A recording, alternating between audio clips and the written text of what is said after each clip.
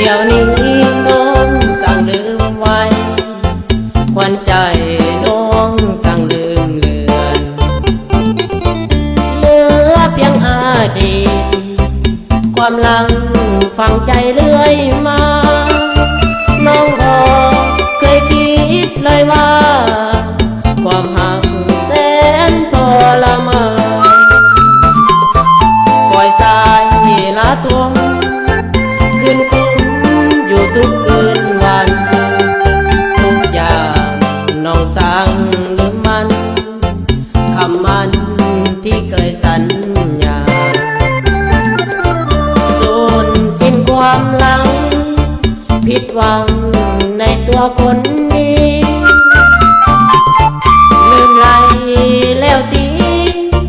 คำที่เขาเคยบอกไว้เลยสิ้นความหักย้อนนางก็คิดเมตตา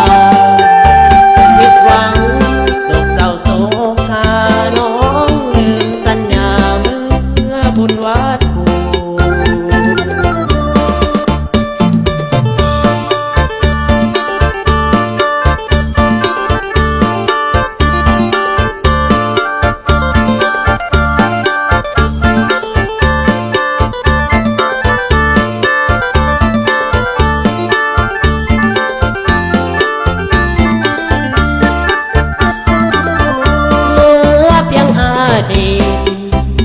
ความหลัง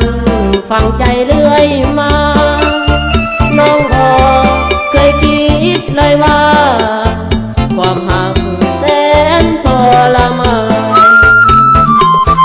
ปล่อยสายละทวง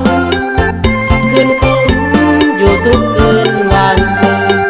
ทุกอย่างน้องสั่งลืมมันคำมันที่เคยสัญญาความหลังผิดหวังในตัวคนนี้ลืมไหลแล้วตี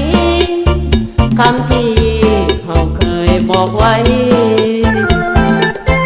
เลยสิ้นความหักย้อนนางก็คิดเมตตา